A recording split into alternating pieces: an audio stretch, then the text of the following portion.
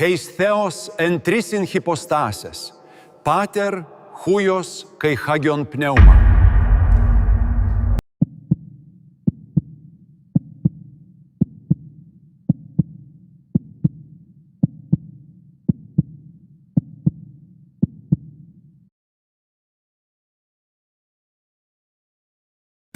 Jamii ya Kikristo hivi sasa ina mpasuko mkubwa sana juu ya fundisho hili la Utatu Mtakatifu.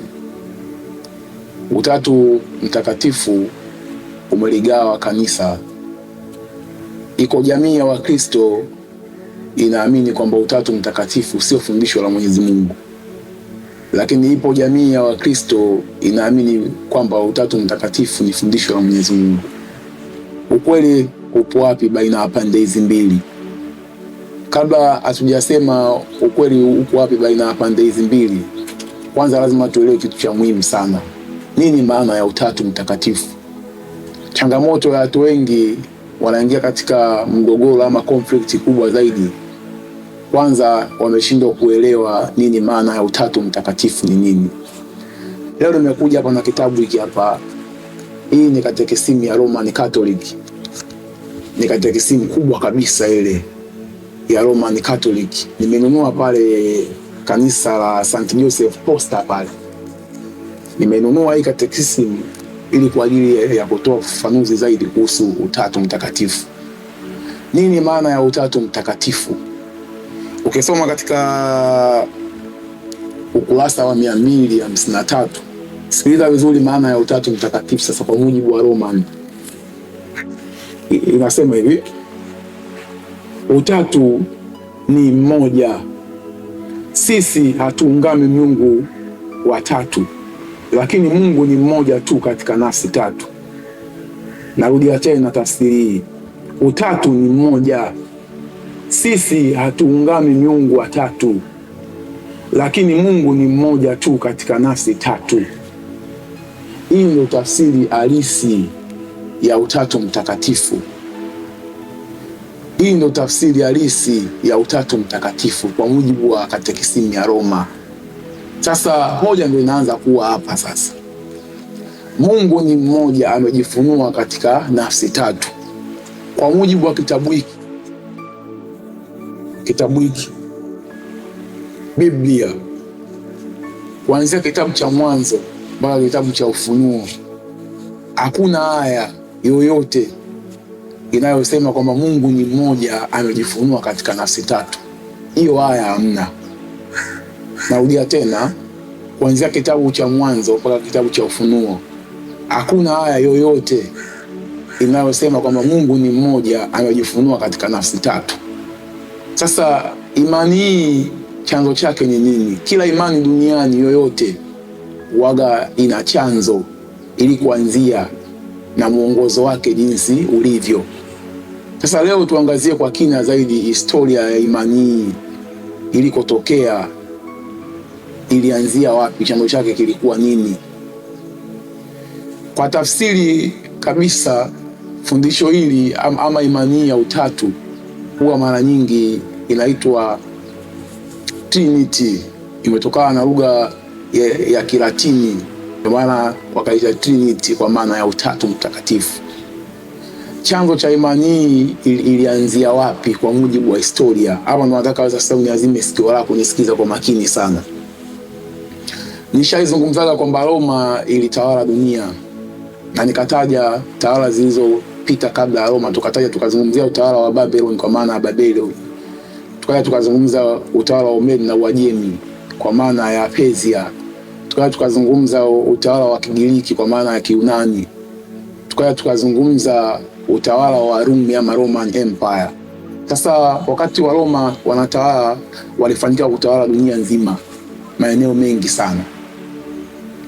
Mwaka wa 318 AD, karne ya 3, kulikuwa kuna mafundisho mengi sana. Kumbuka kulikuwa kuna maaskofu wakubwa sana pale Misri, mji wa Alexandria ule uko Misri. Kulikuwa kuna mgongano au kulikuwa kuna conflict kati ya walimu au maaskofu wakubwa sana. Kuna mtu mmoja alikuwa anaitwa Arius. Huyu alikuwa miongoni mwa mababa wa imani au miongoni mwa mapadri au miongoni mwa maaskofu wakubwa sana. Lakini pia kulikuwa kuna mtu mmoja anaitwa Alexander na mwenzie Athanasius. Huyu Arius alikuwa anaamini kwamba Yesu ni mwana wa Mungu na ana mwanzo, amezaliwa na Mungu. Anakoti kitabu cha Kolosai 1:15, ni mfano wa Mungu asionekana, mzaliwa wa kwanza wa viumbe vyote. Lakini pia alikuwa anaamini kwamba Baba ndio Mungu mmoja ambaye hana mwanzo wala mwisho, yeye ni wa milele. Huyu ni Arius. Wakati huo Alexander na mzake Athanasius, wao walikuwa wanaamini kwamba Yesu ni Mungu mkuu, ana asili moja na Baba. Kwa hiyo kukawa kuna mlungano mkubwa sana kati ya baina ya pande hizi mbili za watu. Wakati huo Arius anaamini kwamba Yesu sio mkuu, ila kuna Mwenyezi Mungu, hana mwanzo hana mwisho, ambaye ndio Baba. Yesu ana mwanzo, anakoti kitabu cha Kolosai kama nilivyosema. Kwa hiyo kukawa kuna utofauti, kuna conflict kubwa sana katika watu hawa baina ya pande hizi mbili, na hao walikuwa ni miongoni mwa mababa wa imani wakubwa sana au maaskofu wa imani wakubwa sana kipindi hicho. Mtumie neno maaskofu, niondoe neno baba. Walikuwa ni watu wa imani wakubwa sana. Sasa mgogoro huu ulizidi kupamba moto sana juu ya kuamini. Wakati huo dola inamilikiwa na mtu mmoja anaitwa Konstantino Kaisari.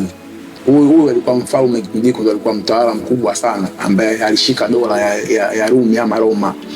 Sasa baada ya mgogoro kuwa mkubwa sana, Konstantino alipata taarifa juu ya mgawanyiko huu au mpasuko huu.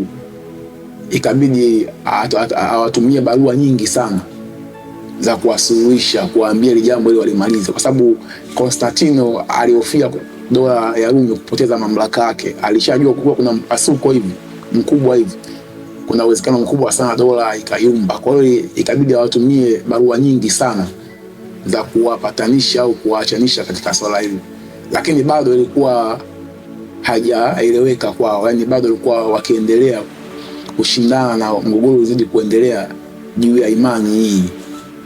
Ndipo mwaka 325 AD, nimesema mgogoro huu ulianza miaka 318. Mwaka 325 AD Konstantino akaamua kuitisha mkutano mkubwa sana. Ukaitishwa mtaguso pale Nisea, Uturuki, mwaka 325.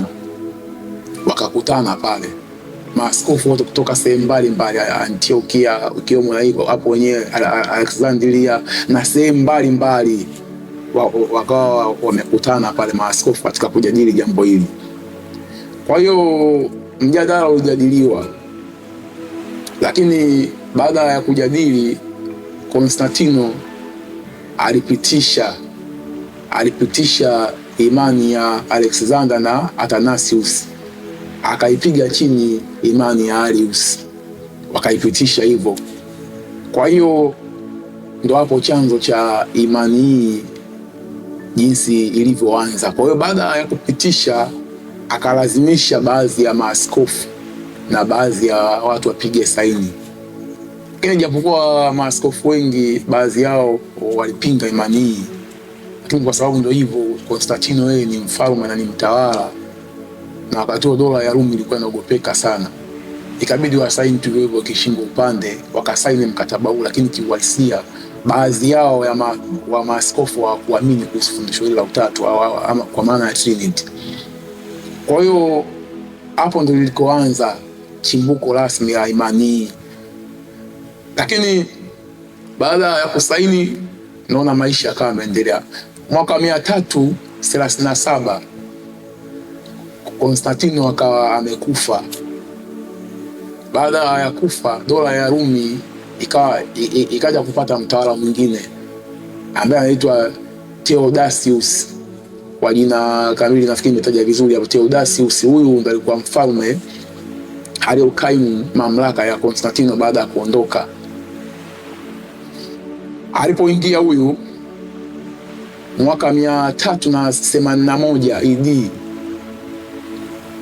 jamii tena ya Kikristo ikawa katika mgogoro mmoja mkubwa sana kuhusu Roho Mtakatifu ni nani.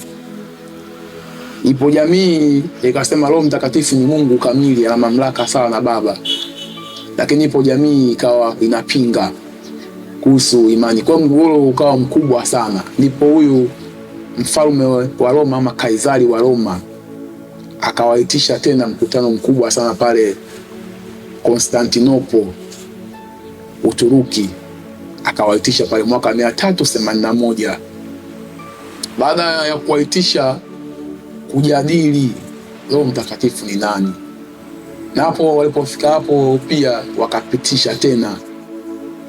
Sasa hapo ndo ikawa rasmi sasa fundisho la utatu katika utatu wake, yani Baba, Mwana na Roho kuwa ni Mungu mmoja. Mungu mmoja amejifunua katika nafsi tatu. Ndipo imani hii rasmi sasa ikaanzishwa. Ndio maana nikasema neno Trinity limetokana na neno la Kilatini kama nilivyotafsiri pale mwanzo. Kwa hiyo wakapitisha rasmi kwamba fundisho la Utatu Mtakatifu ni fundisho la Mwenyezi Mungu, na watu wakasaini rasmi mwaka 381 chini ya huyo Theodosius kama nilivyomtaja hapo. Kwa hiyo fundisho hilo la utatu huko ndio lilikuanzia, lakini kwa mujibu wa Biblia hakuna fundisho hilo, hakuna kabisa fundisho la Utatu Mtakatifu kwamba Mungu ni mmoja amejifunua katika nafsi tatu. Kwa hiyo hii ndio historia ambayo Wakristo wengi ama watu wengi hawapendi kuisikia, na huu ni ukweli mchungu sana, lazima tuambiane. Roma ni miongoni mwa watu waliopitisha swala zima la utatu, na ni miongoni mwa watu ambao wanaamini katika Utatu Mtakatifu, na wao ndo mababa wa Utatu Mtakatifu kwa mujibu wa katekisimu ambayo nimeionyesha hapo. Sasa imani ya Utatu Mtakatifu ilifanikiweje kuenea duniani kote? Ilifanikiweje kuenea ulimwenguni kote? Kumbuka leo tumezungumza mwaka 381 Roma, baada ya kupitisha imani ikawa rasmi katika imani ya Wakristo, Roma iliendelea kupata nguvu sana katika imani na katika dola ya kiutawala. Lakini tunaona mwaka 517 kuna mtu mmoja ana historia yake ni ya upana sana, anaitwa Martin Luther. Huyu ni miongoni mwa mtu ambaye tunasema mwana matengenezo wa kwanza kabisa, Protestanti, mpingaji. Alipinga mamlaka ya Roman Catholic baada ya kusoma Biblia. Unajua Roma kuna kipindi fulani ilificha Biblia, ikawa watu wengi Biblia hawasomi, na ikawa ina mambo mengi sana mpaka misamaha ya dhambi, kwamba kuna vibali vya mtu kupata msamaha wa dhambi.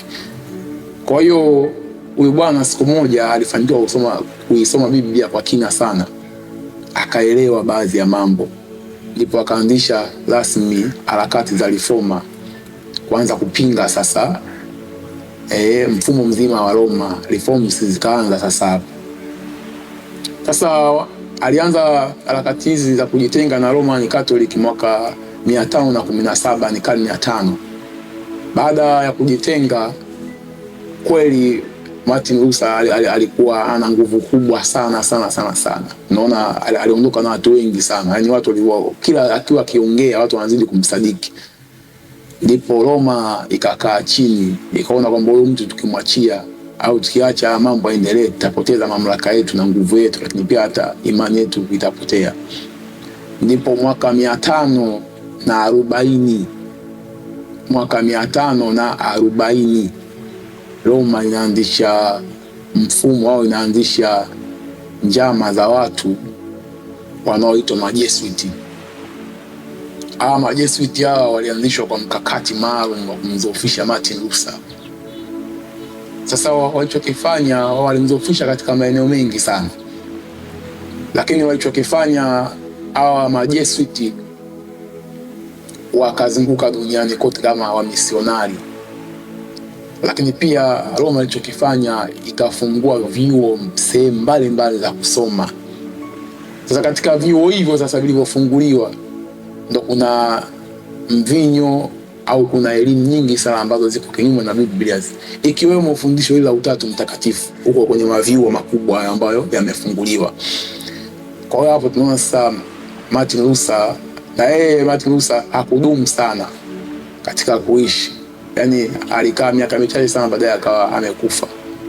Kwa hiyo muendelezo ule wa matengenezo ukawa upo, kwa sababu pale alikoishia hawakuendeleza, kwa sababu tayari kuna mkakati wa majesuiti ushaanzishwa na vyuo vikafunguliwa. Kwa hiyo watu wale wakabakia pale pale katika matengenezo yale machache aliyofanya Martin Luther.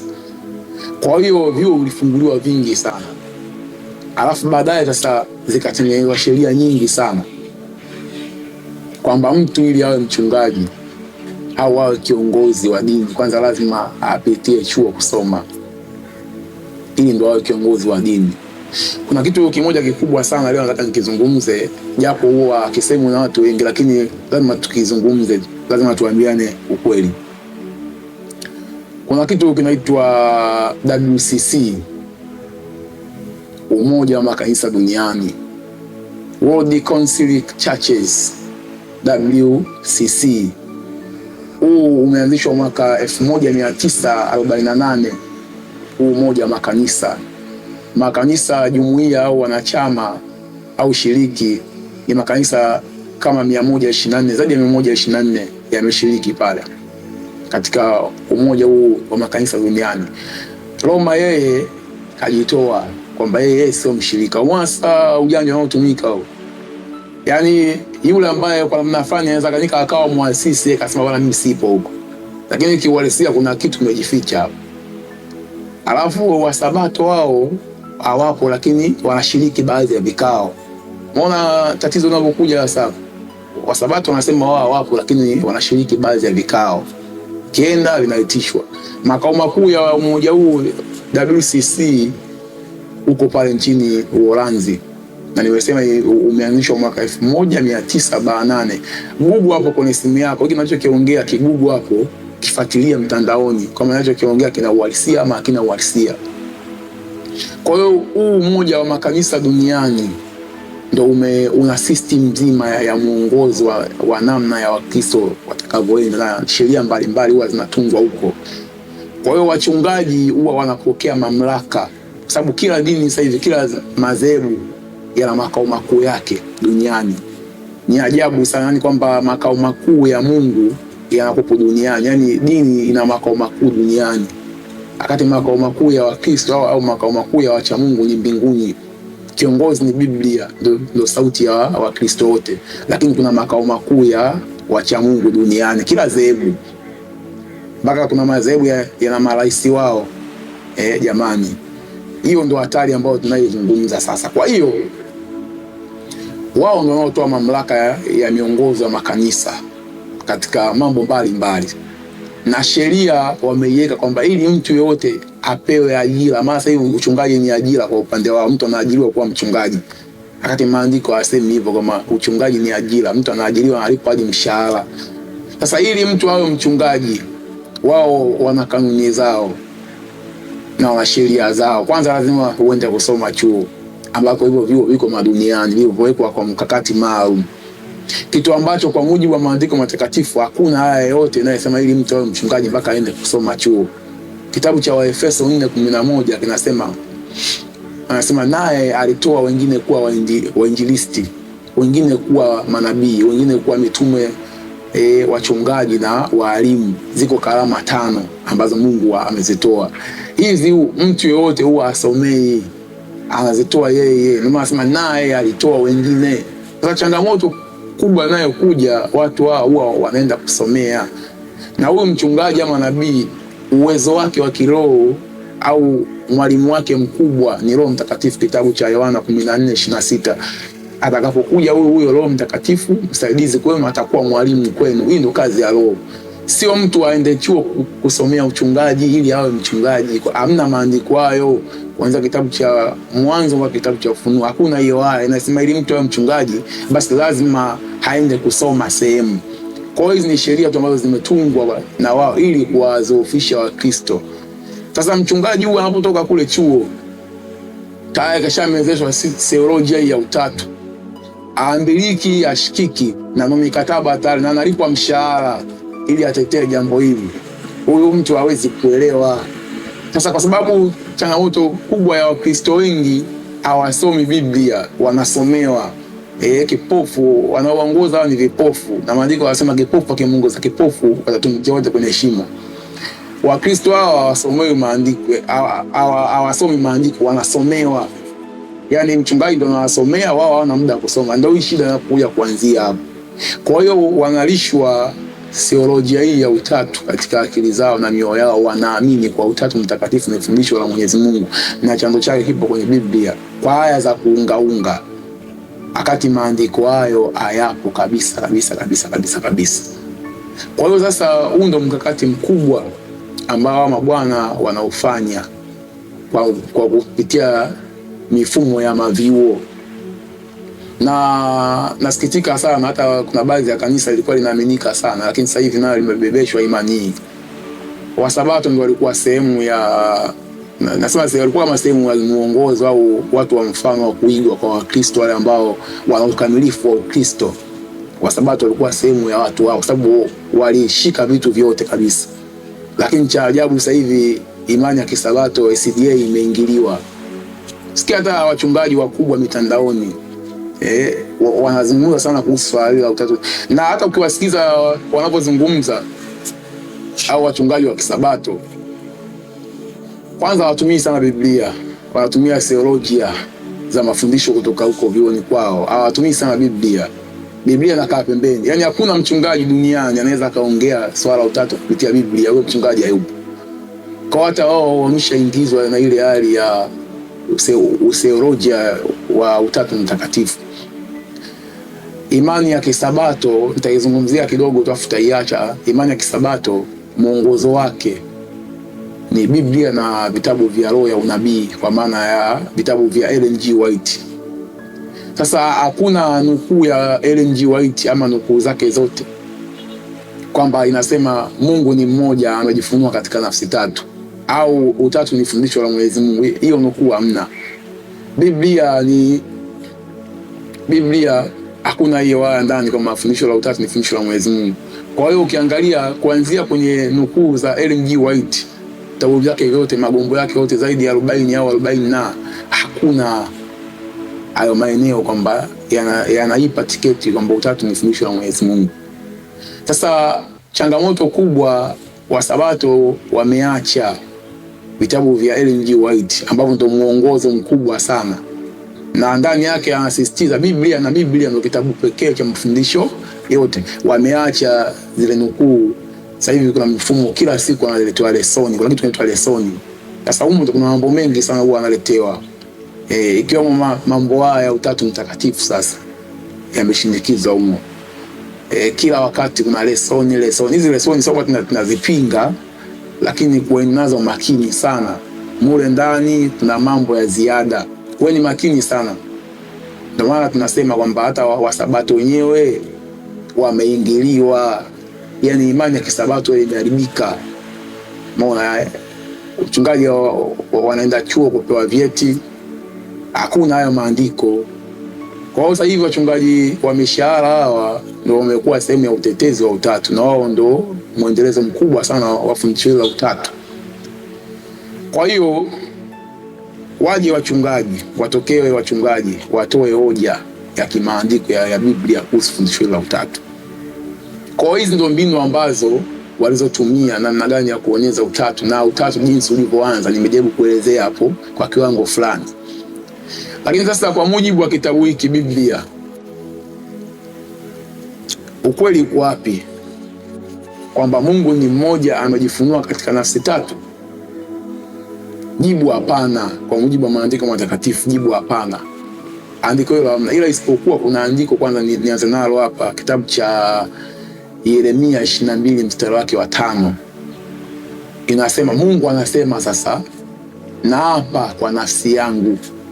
Narudia tena, Yeremia 22 mstari wake wa 5. Soma kwa wakati wako. Inasema Mungu anasema, wewe naapa kwa nafsi yangu. Manake katika hii Mungu anajionyesha zaidi kwamba yeye ana nafsi moja. Sio naapa kwa nafsi zangu, hapana. Yeye ana nafsi moja, yani yeye ni peke yake. Yeremia 22 mstari wake wa 5. Tofauti na imani ya utatu kwamba Mungu ni mmoja amejifunua katika nafsi tatu. Na ndio maana hata Yesu mwenyewe wakati alipokuja duniani alisisitiza sana juu ya kuamini au kuwa na imani ya Mungu mmoja.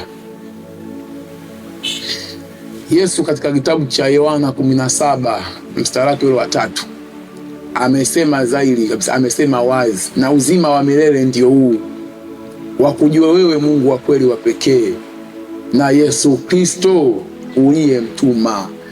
Yesu aliacha maandiko haya au maneno haya kwamba ili wewe Mkristo yoyote upate uzima wa milele. Hii iko kabisa, huwezi kufuta. Lazima umjue yeye Mungu wa kweli wa pekee na yeye Yesu aliyetumwa. Kwa hiyo kwanza lazima umjue Yesu, lakini pia umjue Mungu wa kweli wa pekee. Umjue Mungu wa kweli wa pekee, umjue Yesu. Vitu viwili tofauti hapo. Sasa huyu Mungu wa kweli wa pekee kwa mujibu wa maandiko matakatifu ni nani? Ndio tunaenda kitabu cha Zaburi 83:18. Inasema wajue ya kuwa wewe uitwaye jina lako Yehova, wewe ndiwe peke yako upo juu ya nchi yote. Mungu huyu wa kweli wa pekee jina lake anaitwa Yehova, ambaye huyu Mungu ni wa peke yake. Yesu ndio anataka tumtambue huyo, hana ushirika katika ukamilifu wake. Na huyu Mungu ana sifa zake ambazo mwanadamu hana, yoyote hana, wala malaika hana. Kitabu cha Timotheo wa kwanza 6:16 inasema ambaye yeye peke yake hapatikani na mauti, amekaa katika nuru isiweza kukaribiwa, hakuna mwanadamu aliyewahi kumuona wala awezaye kumuona. Heshima na uwezo na yeye hata milele. Amina.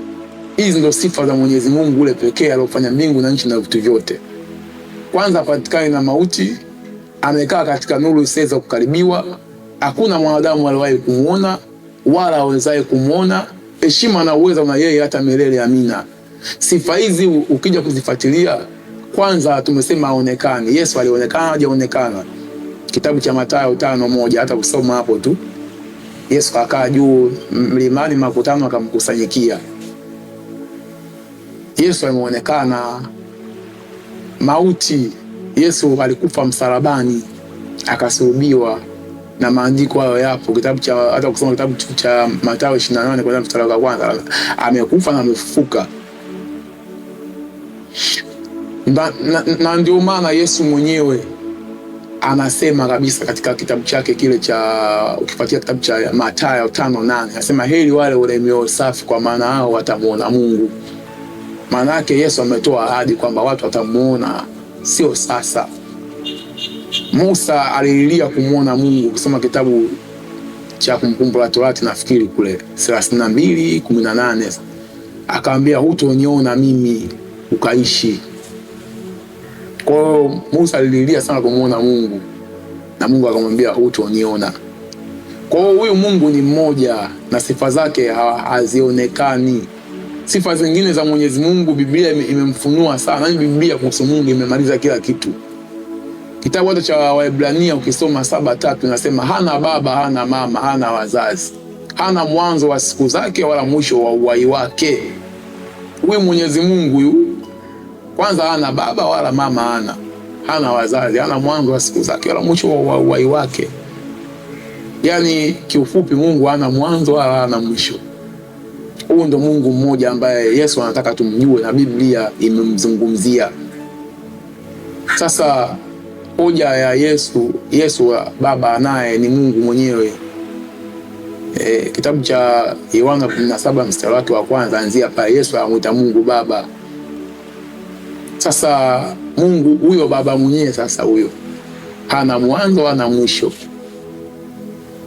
Mungu ni mmoja tu. Hata kanisa la mwanzo kufuatia kuanzia Agano la Kale kule, wana wa Israeli kutoka Misri kuja nchi ya Kanaani, kanisa la mwanzo lile nalo jinsi lilivyoenda.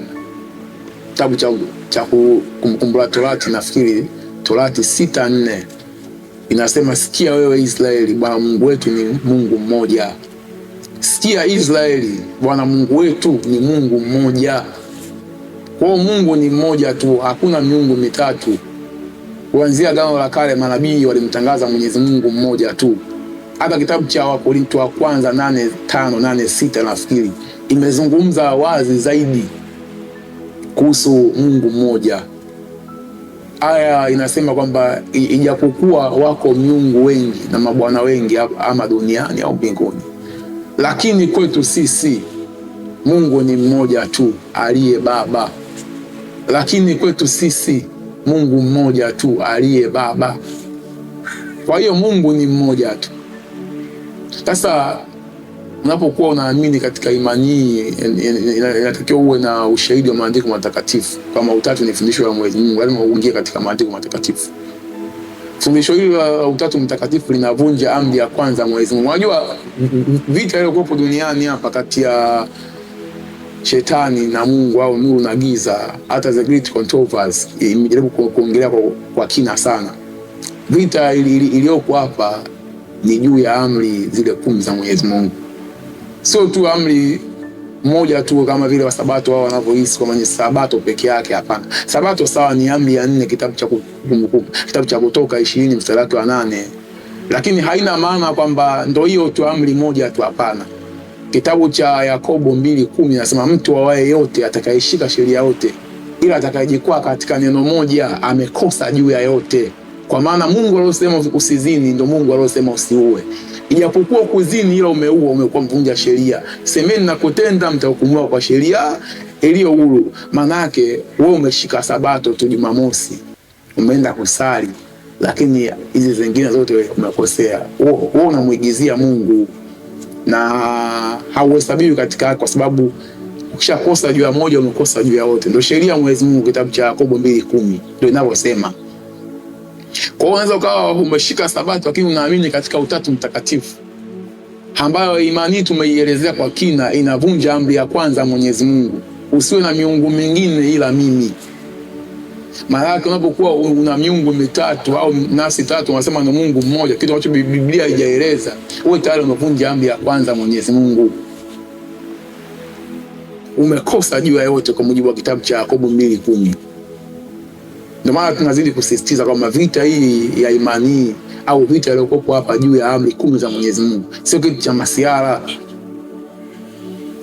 Kwa hiyo ndio maana mimi leo nikaja na maana halisi ya utatu. Hakuna Mkristo yeyote wa madhehebu ya Kiprotestanti haya anayeweza kudhibitisha imani ya utatu, nini maana ya utatu kupitia Biblia.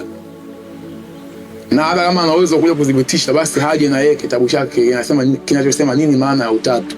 Ila mimi nimesema waasisi wenyewe na yani watu wenyewe waliopitisha zaidi na mababa wa utatu ni hao Roman Catholic. Kitabu nimekuja nacho mimi hapa, sio mimi maneno yangu, nimesoma ukurasa wa 253. Inasema Mungu ni utatu, Mungu ni mmoja, amejifunua katika nafsi tatu. Hiyo ni aya tayari complete imesema ya kitabu hiki cha katekisimu. Kwa hiyo Mungu ni mmoja, hakuna miungu mitatu. Mungu ni mmoja, yeye amejitosheleza, hahitaji ukamilifu wake mpaka aje mwingine, hapana. Kwa hiyo neno la mwisho mimi la kusema, na mengi sana hapa ya kuzungumza kuhusu utatu, lakini nafikiri season inayofuata tutazungumza aya ambazo mara nyingi ndio zinatumika na walimu wao ambao wanatetea fundisho la utatu, ambao wamelishwa theolojia kutoka mavioni huko.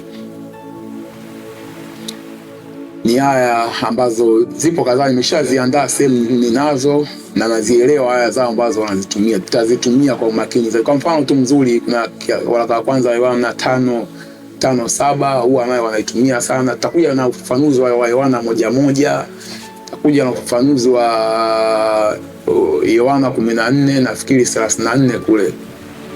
Tutakuja na ufafanuzi wa aya nyingi sana ambazo huwa wanazitumia kwa makosa zaidi. Tutakuja kuzifunua vizuri, kuzielezea kwamba ukweli uko wapi kwa mujibu wa maandiko, sio sisi au mimi. Biblia yenyewe itafafanua kwamba aya hizo zinafafanuliweje. Tutazungumzia kwa umakini sana sana sana sana. Kwa hiyo fundisho hili la utatu alipo, na naomba ajitokeze mchungaji yoyote wa Kiprotestanti, wa Kiokole kwa maana hiyo, au mchungaji wa Kisabato yoyote ule SDA, maana nasikia sana kwa wachungaji huko, aje kutudhibitishia.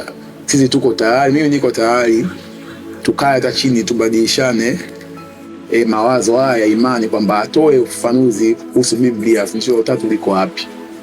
Lakini pia wakati anakuja haja aniambie kwamba kwa mujibu wa maandiko wamepata wapi tiketi ama ruksa ya kusema ili mtu awe mchungaji lazima aende chuo kusoma. Haja kudhibitisha kwa mujibu wa maandiko matakatifu uchungaji ni karama ama uchungaji vyeti. Hilo aje kudhibitisha kwa makini zaidi. Lakini pia na maswali yangu mengi sana nitakuja kuhojiana na watu kama watajitokeza, lakini katika swala hilo hebu tutafute muda tuzungumze. Umeona, ili kwa namna moja, yani hii vita ya kupambana na fundisho la Utatu sio utani. Umeona, tuko serious sana, ni vinginevyo hakuna kwamba fundisho la Utatu sio fundisho la Mwenyezi Mungu. Kwa sababu duniani hapa kila nchi inaongozwa kwa katiba. Kama sisi Tanzania, Tanzania katiba ya Jamhuri ya Muungano wa Tanzania, ile katiba ndio muongozo wa nchi yetu ya Tanzania. Kwa kila imani au kila namna kuna muongozo ambao huwa anawaongoza. Wakristo wote duniani muongozo wao ni kitabu hiki, Biblia. Danieli mwenyewe anakuambia, nami niliposoma vitabu naliona Danieli mwenyewe nabii wa Mungu alikuwa mtu wa kusoma sana. Kwa hiyo Biblia, Wakristo kiongozi wao ni hiki kitabu. Lakini kwa sababu watu wangepiga chini kitabu hiki wanakiacha wasome, ndio maana imewajaa imani ya Utatu Mtakatifu. Sasa mimi naamini wapo, mjitokeze tukae chini kwa mujibu wa katiba hii. Mfano wa neno katiba sasa nimetumia hivyo, au muongozo huo wa Kristo. Tukae chini wadhibitishe kwamba Utatu Mtakatifu ni fundisho la Mwenyezi Mungu kupitia Biblia hii. Hawatopata huo ushahidi.